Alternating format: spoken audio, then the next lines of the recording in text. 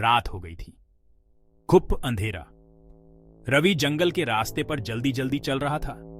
जैसे जैसे हवा ठंडी होती गई वैसे वैसे उसकी रूह कांपने लगी। उसने अपना शॉल और कस के लिया।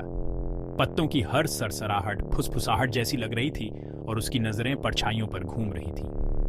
हर पेड़ उसे देख रहा था। उसने अपनी रफ्तार तेज कर दी, उसके गांव की रोशनी की चाहत में। रास्ता घुमावदार था। आगे एक मोड़ था। उसके आगे उसे उम्मीद थी गांव होगा। उसने मोड़ घुमाया। साया हिल रहा था, धुंधला सा।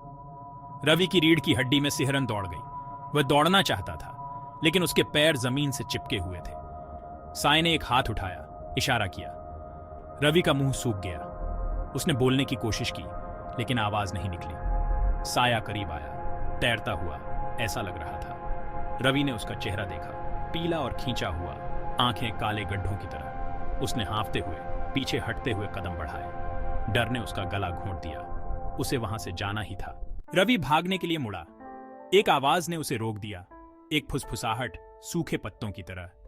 इसने उसका नाम पुकारा, रवि। आवाज उसके सिर के अंदर से आ रही थी। वह घूमा। साया अब और करीब था। उसकी आंखें उसे जला रही थीं। तुम कौन हो? रवि ने कहा। उसकी आवाज कांप रही थी। साया ने अपना सिर झुकाया। उसके होठों पर एक उदास मुस्कान आ गई। क्या तुम मुझे नहीं पहचानते रवि? आवाज फुसफुसाई। मैं तुम्हारा भाई हूं।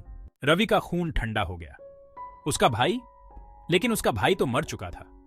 सालों पहले इसी जंगल में खो गया था। वह अपना सिर हिलाते हुए पीछे हट गया। नहीं, उसने कहा। तुम नहीं हो। साया और करीब आ गया। कहते हैं ये जंगल भूतियां है, इसने फुसफुसाया। कहते हैं यहां खोई हुई आत्माएं भटकती हैं। गांव के बुजुर्ग कहानियां सुनाते हैं, उन लोगों के किस्से जो इन रास्तों पर गायब हो गए, हमेशा के लिए जंगल से बंध गए। रवि ने साये को देखा। दहशत और अविश्वास उसके अंदर लड़ रहे थे। क्या कहानियां सच हो सकती हैं? साये ने हाथ बढ़ाया। उसके स्पर्श ने रवि में बर्फ का झटका भेज दिया। वह चिल्लाया, और फिर जितनी जल्दी वह प्रकट हुआ था उतनी ही जल्दी गायब हो गया। रवि लड़खड़ाकर पीछे हटा, जंगल के फर्श पर गिर पड़ा। वह वहां लेटा रहा, हाँफ रहा था। जंगल ने भी अपनी सांसें रोक लीं। चुप, देख रहा है। वह लड़खड़ाकर अपने पैरों पर खड़ा हुआ, पेड़ों से होते हुए भागा। पीछे मुड़कर देखने की हिम्मत नहीं हुई। वह गांव में घुस गया, हाँफता हुआ, डरा हुआ। वह अब सच्चाई जानता था।